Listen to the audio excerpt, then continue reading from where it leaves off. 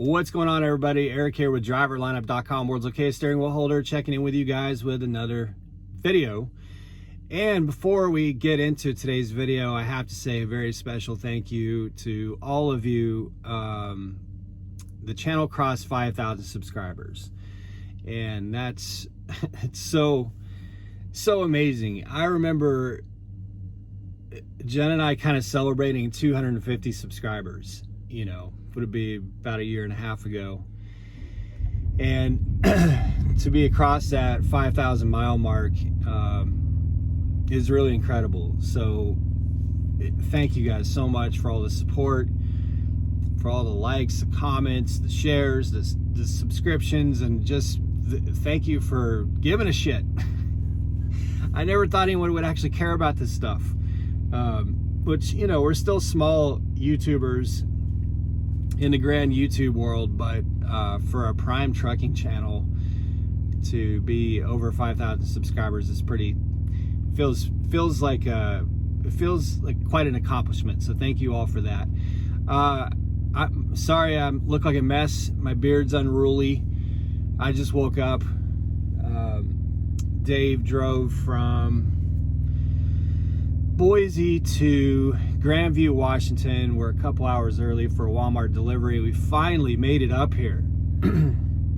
Man, what a death march it was to get up here through all that weather. And you know, we thought we were going to be shut down again yesterday morning due to high wind, but I just made the call to send it. You know, they had closed 80 for a good 50-mile chunk for vehicles that had less than 20,000 pounds in the trailer. We have 27,000 pounds.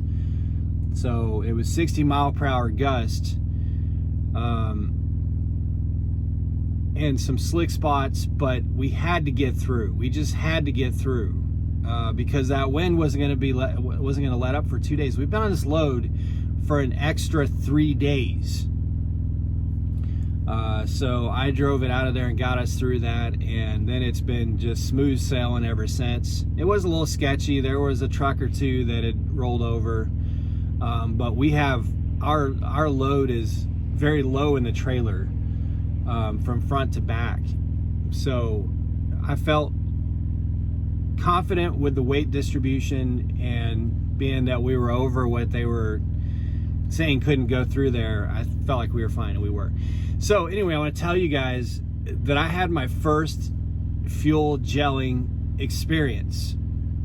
Now, it wasn't as extreme as my title might make it sound to you, but there was some gelling, and it's a little bit of a lesson. I kind of already knew that. I knew better, but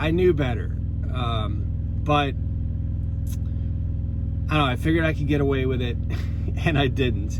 But fortunately, it's all okay. So what happened was, where in Nebraska, where we were shut down when that storm came through, we were shut down right before the border of, you guys know that Flying J right there with a diner in Big Springs, I think it is? We shut down there. We were there for like 72 hours. The last night, we went and got a hotel room at Motel 6. But I had gotten fuel there. Now, it wasn't cold until we got there. So that's when I put anti-gel in the tanks when we got there. Well, it had gotten like 7, 8 below the whole time we were there. And when I put anti-gel in the tanks, the only movement the truck did was from the fuel island to a parking spot. And then it sat in that parking spot for 72 hours. So it wasn't enough time for that anti-gel to really work throughout the tanks and to get into the lines. Even though I put it in there before I fueled, which you want to, you know, try and splash fuel on top of it, try to get as mixed up as possible. It just didn't have time to really work its way through all the lines. And then, so now I'm just a steering wheel holder, you guys. So I may be wrong on some of what I think happened. So if I'm wrong, you can tell me in the comments. I won't be offended. But what happened was yesterday around brunch time, we got fuel in Wyoming, in Laramie, and I was only going to put 60 gallons in. I put the fuel nozzle on both sides. I started on the passenger side because when I do 60 gallons, I put 30 over there, then turn that side off and come over here and put 30 on the driver's side. Well, that side would only hold about 15 gallons. And I'm like, what the hell? I don't have full tanks.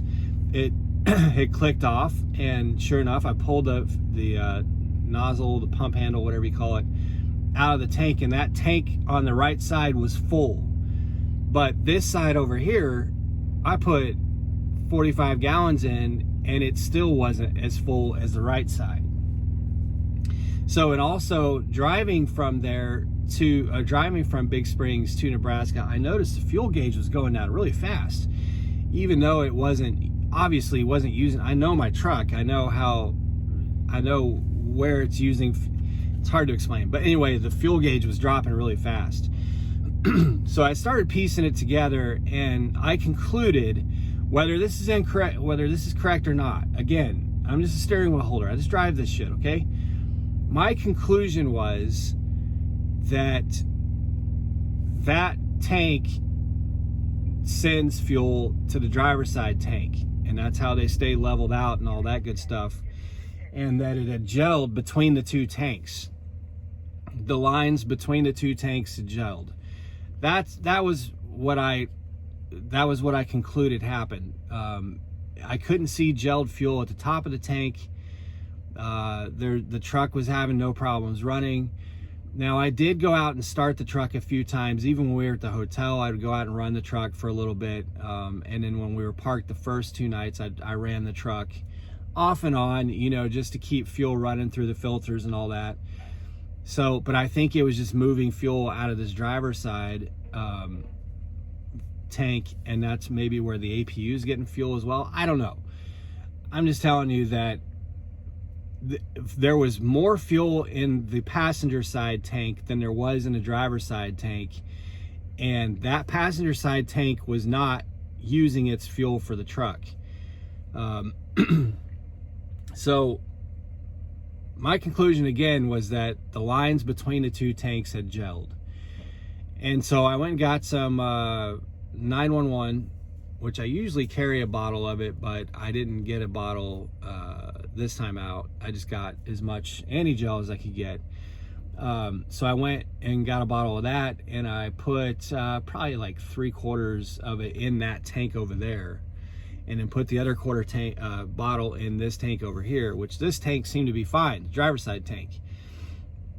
And then it was probably 30-40 miles down the road, the fuel level started rising in the truck, and everything's fine. So was that the problem and the solution? I have to assume that it was, because it all worked itself out. So I don't know for a fact that that's what it was, but something was not right. Because again, that tank was full long before this tank was full, and that tank wasn't emptying, and this tank was emptying a lot faster. And I don't know if the fuel levels are going off just this one tank or what, but anyway. So let that be a lesson to you guys. When you use anti-gel, try and get it dispersed throughout your truck before you shut down for several days in minus sub-zero temperatures.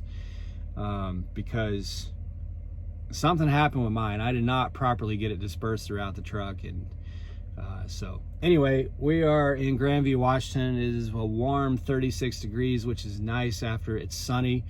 Very nice after the week that we've just gone through, and hopefully get loaded back out of here tonight and beat any other weather that's coming in. So I just wanted to give you guys an update. Again, thank you so much. 5,000 subscribers, you guys, that's amazing. I'll be back with you with an update soon. Be safe, make good decisions, and as always, drive to thrive. Check in with you guys later.